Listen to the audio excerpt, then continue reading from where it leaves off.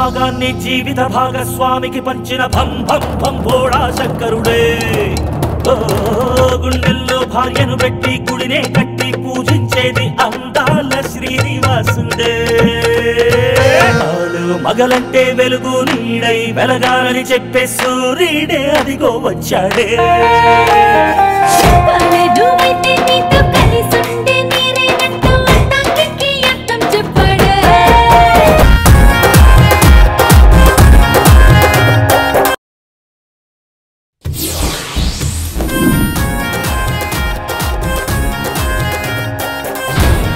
మంచి సినిమా, ఒక మొగుడు ఇద్దరు పిల్లల కథ.